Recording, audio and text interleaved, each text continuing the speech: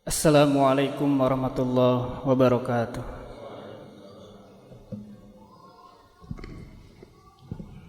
Allahu Akbar, Allahu Akbar, Allahu Akbar,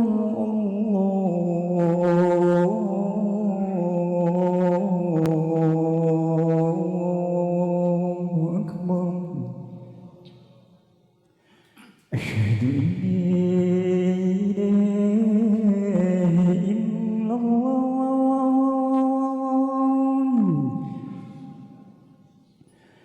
أشهد أن لا إله إلا الله.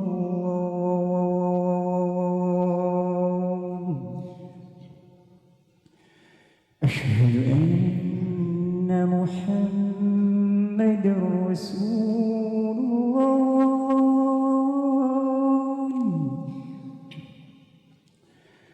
أشهد أن محمدا رسول الله.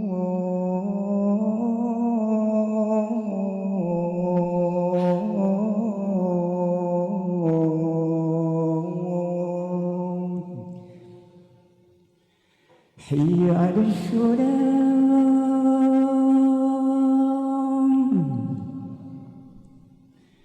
حي على الصلاة،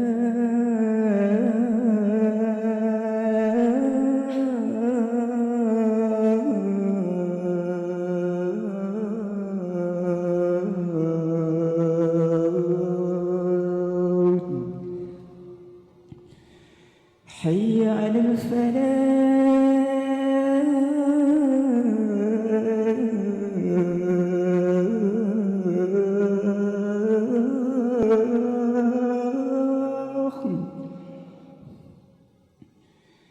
حي على الفلاح.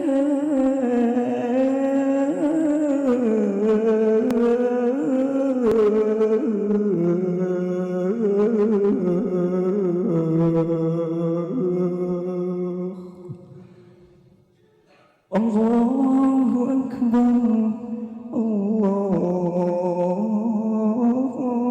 أكبر. لا إله إلا الله.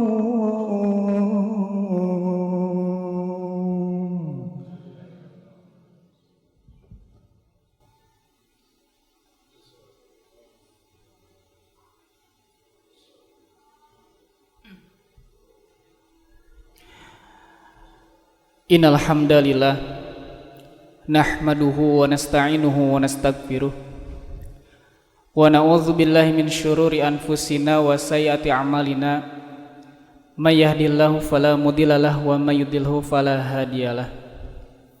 Asyhadu an la ilaha illallah wahdahu la syarikalah wa asyhadu anna Muhammadan abduhu wa rasuluhu alladzi la nabiyya wa la rasula ba'da amma ba'du. Faqala Allah Ta'ala fil Qur'anil Karim, a'udzu billahi minasyaitonir rajim. Ya ayyuhalladzina amanu taqullaha haqqa tuqatih wa la tamutunna illa wa antum muslimun. Hadirin sidang Jumat, tamu undangan Allah yang sama-sama mengharapkan ridho dan ampunan dari Allah Subhanahu wa taala. Salah satu di antara indikator keberhasilan kita dalam melaksanakan ibadah di bulan Ramadan yang kurang lebih 3 pekan sudah pergi meninggalkan kita, yaitu meningkatnya rasa syukur kita kepada Allah Subhanahu wa ta'ala. Ini tergambar di dalam surat Al-Baqarah ayat 185 dengan ungkapan a'udzubillahi minasyaitonirrajim la'allakum tashkurun, agar kita bersyukur. Lantas bagaimana agar kita senantiasa bisa bersyukur kepada Allah? Maka lihat surat Al-Baqarah ayat 152. Kata Allah, fadhkuruni, ingatlah kepadaku, ingatlah karuniaku, ingatlah apa yang aku berikan kepada kalian. Lalu kata Allah, azkurukum, maka pasti aku akan mengingat kalian. Washkuruli, bersyukurlah kepadaku. Wala takfurun, dan janganlah kalian mengingkari atas setiap karunia yang aku berikan kepada kalian. Jamaah yang dimuliakan oleh Allah Subhanahu wa taala, maka keberhasilan ibadah kita di bulan Ramadan yaitu dengan meningkatnya kesyukuran kita kepada Allah Subhanahu wa taala. Lantas kiranya apa saja hal-hal yang harus kita syukuri hari ini pasca kita melaksanakan 1 bulan penuh ibadah di bulan Ramadan? Maka yang pertama yang harus kita syukuri kepada Allah yaitu unzila fihil Quran, bahwa Allah telah menurunkan Al-Quran kepada kita, di mana Al-Quran dijadikan sebagai pedoman bagi mereka yang bertakwa. Maka orang bertakwa akan senantiasa menjadikan Al-Quran sebagai pedoman terbaik, sebagai petunjuk terbaik di dalam hidupnya. Karena tentu kita semua butuh terhadap petunjuk. Maka Allah hadirkan Al-Quran, itu adalah bagian dari sesuatu yang harus kita syukuri. Selain Al-Quran menjadi petunjuk bagi kita, Al-Quran juga oleh Allah dikatakan sebagai rahmat. Surat Yunus ayat 54, wahuda wa rahmatul lil mu'minin, bahwa Al-Quran adalah petunjuk dan juga rahmat, kasih sayang Allah kepada manusia, khususnya lil mu'minin, bagi mereka yang beriman. Maka orang yang beriman, mereka akan senantiasa berterima kasih kepada Allah atas hadirnya Al-Quran di tengah-tengah mereka. Kenapa? Karena Al-Quran adalah bagian dari kasih sayang Allah. Allah tidak membiarkan manusia ketika turun di dunia begitu saja, tetapi Allah berikan. Kata Allah dalam surat Al-A'la, alladzi khalaqa fasawwa walladzi qaddara fahada. Allah yang telah menciptakan manusia lalu menyempurnakannya dengan akal pikiran. Lalu kemudian Dia memberikan batasan-batasan tertentu di antara manusia itu. Lalu kemudian Allah memberikan petunjuk agar mereka bisa mengoptimalkan apa yang Allah berikan kepada mereka. Atau dalam bahasa lain kata Allah, qul nahbitu minha jami'an, turunlah kalian ke dunia ini. Fa imma ya'tiyanaku, maka jika nanti datang kepada kalian, minni, dariku, apa? Hudan, petunjuk. Maka faman tabi'a hudaya, siapapun yang mengambil petunjuk tersebut, siapapun yang mengikuti petunjuk tersebut, kata Allah, fala khaufun 'alaihim wala hum yahzanun, maka dia tidak akan merasa takut dan tidak akan pernah bersedih. Maka inilah jamaah yang dimuliakan oleh Allah Subhanahu wa taala, Ramadan hadir kepada kita kemarin itu untuk mengingatkan bahwa bulan tersebut adalah bulan diturunkannya Al-Quran, di mana kita harus mensyukuri bahwa Al-Quran adalah pedoman kita, Al-Quran adalah kasih sayang Allah untuk kita. Maka kalau di bulan Ramadan kemarin kita bertilawah sekian juz, kita menghatamkannya, maka bagaimana dengan hari ini? Mudah-mudahan apa yang kita lakukan kemarin bisa kita lanjutkan di bulan-bulan berikutnya. Jamaah yang dimuliakan oleh Allah Subhanahu wa taala, lalu yang kedua apa yang harus kita syukuri pasca melakukan ibadah di bulan Ramadan?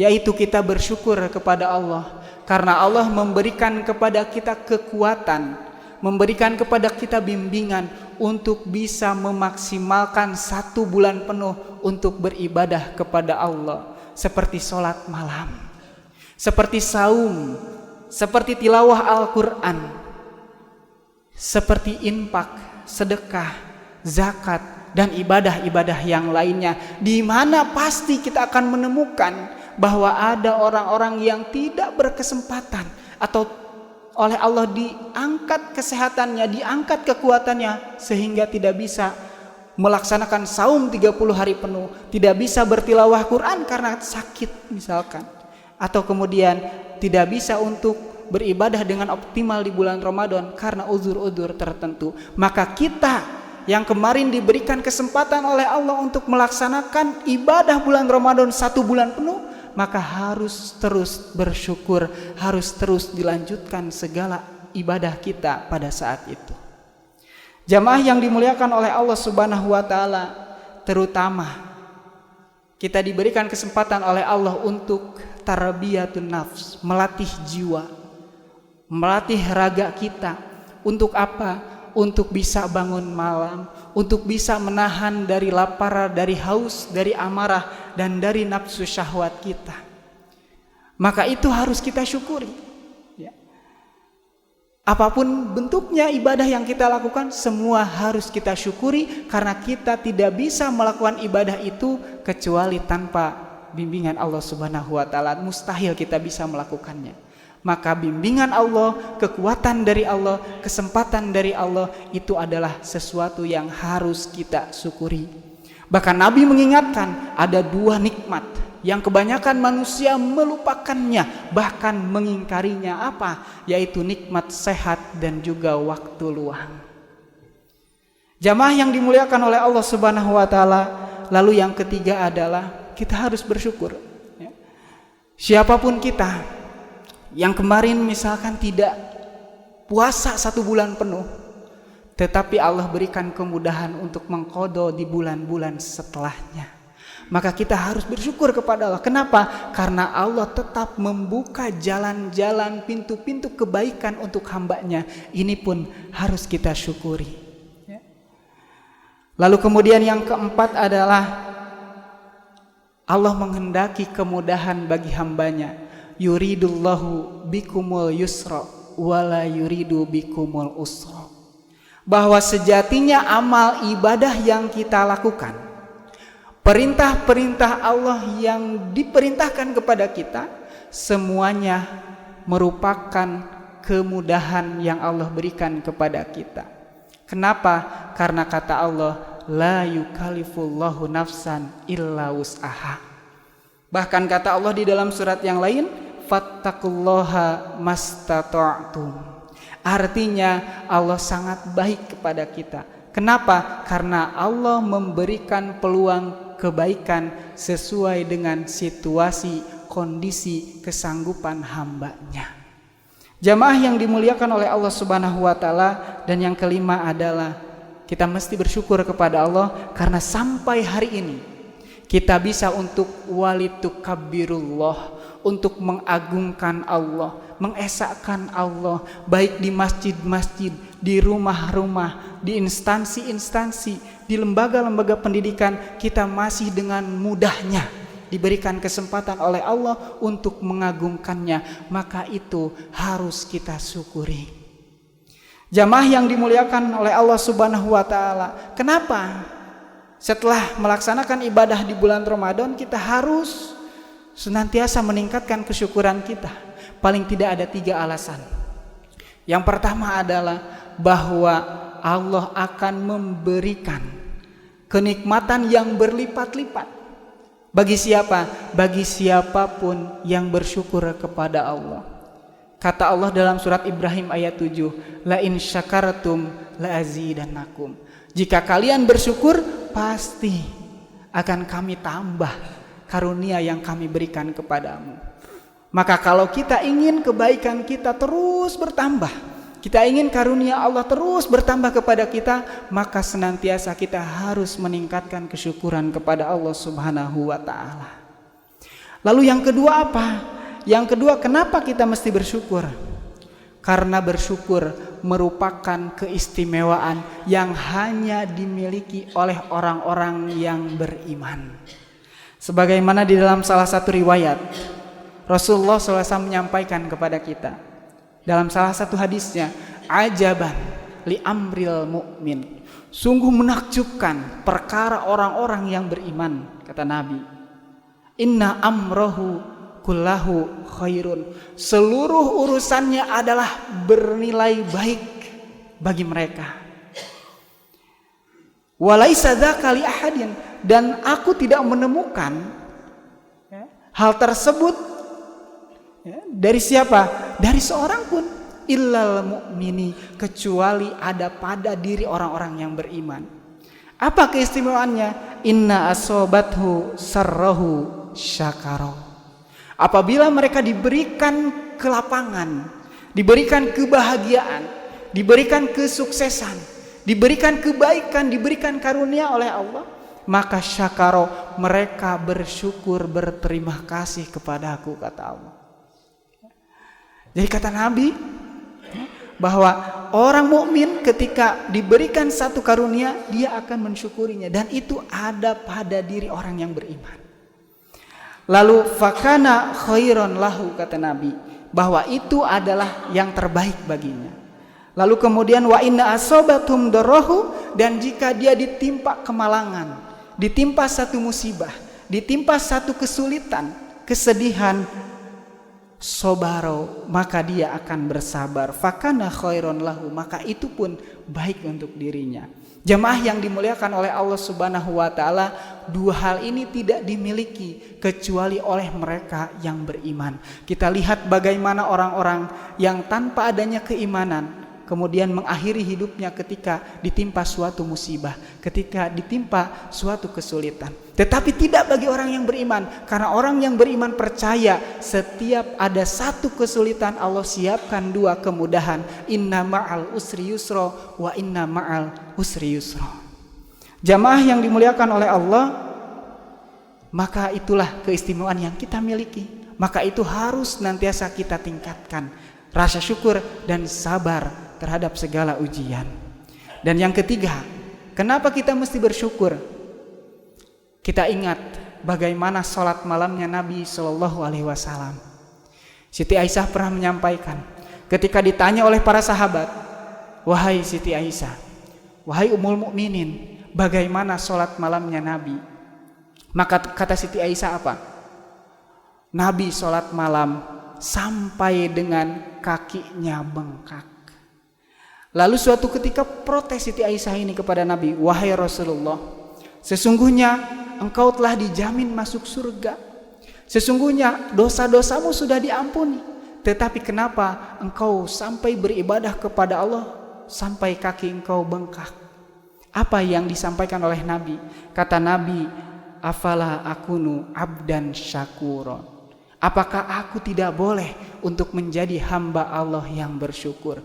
Maka level tertinggi ibadah seseorang adalah bukan tentang dia melaksanakan perintah Allah, bukan tentang dia takut untuk dimasukkan ke dalam nerakanya Allah, tetapi bagaimana dia bisa memanifestasikan kesyukuran dalam ibadahnya. Maka ibadah yang dilakukan oleh Nabi dasarnya adalah rasa syukur. Maka ternyata dengan syukur ibadah Nabi sangat kuat.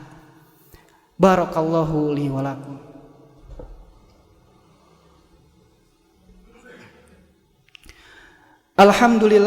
Alhamdulillahilladzi arsala rasulahu bil huda wa dinil haq liyudhhirahu ala dini kullihi wa kafa billahi syahida. Asyhadu an la ilaha illallah wa asyhadu anna Muhammadan abduhu wa rasuluh alladzi la nabiyya wa la rasula ba'da amma ba'du. Jamaah yang dimuliakan oleh Allah Subhanahu wa taala, maka syukur harus senantiasa ada pada diri kita.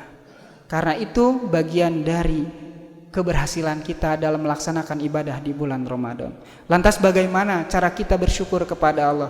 Paling tidak ada 3. Yang pertama asyukru bil lisan, yaitu kita bersyukur dengan ungkapan-ungkapan lisan kita, dengan pujian-pujian kepada Allah Subhanahu wa taala, sebagaimana tergambar dalam surat Al-Fatihah ayat kedua, alhamdulillahirabbil alamin, bahwa segala puji hanya milik Allah Rabb semesta alam. Artinya kita kembalikan bahwa setiap karunia, setiap kebaikan, setiap keberhasilan, setiap kesuksesan yang kita peroleh sampai hari ini itu adalah karunia dari Allah Subhanahu wa taala. Maka kita kembalikan semua itu kepada Allah Subhanahu wa taala. Lalu yang kedua apa? Yang kedua asyukru bil qalbi, yaitu bersyukur dengan hati. Bahwa kita meyakini bahwa kita ini bukan siapa-siapa, bukan apa-apa tanpa pertolongan, tanpa petunjuk dan tanpa karunia dari Allah Subhanahu wa taala. Kenapa demikian? Karena kalau Allah buka aib kita, niscaya tidak akan ada manusia yang mau untuk keluar rumah. Tidak akan ada manusia yang mau untuk menjadi pejabat. Tidak akan ada manusia yang mau untuk berinteraksi dengan orang lain. Kenapa? Karena kita sadar bahwa kita mulia bukan karena kita mulia, tetapi karena Allah tutup setiap aib yang kita miliki. Maka kalau Allah bukakan, niscaya mungkin seorang anak tidak akan menghormati ayahnya. Seorang ayah mungkin akan dihinakan oleh istrinya, oleh anak-anaknya. Tetapi karena Allah tutup setiap aibnya, maka hari ini kita masih bisa dihormati, dimuliakan oleh orang lain. Maka itu harus kita syukuri, bahwa sejatinya hati kita harus senantiasa kepada Allah, bahwa kita sampai hari ini adalah bagian dari karunia Allah. Maka itu harus menjadi keyakinan yang ada dalam diri kita. Dan yang terakhir, yang ketiga, bagaimana cara kita bersyukur kepada Allah? Yaitu dengan cara taat kepada Allah, menjadikan setiap karunia Allah untuk sebagai sarana kita untuk meraih pahala, meraih ampunan, meraih cinta, meraih kasih sayang Allah Subhanahu wa taala. Maka itu bagian dari bagaimana kita untuk bersyukur kepada Allah.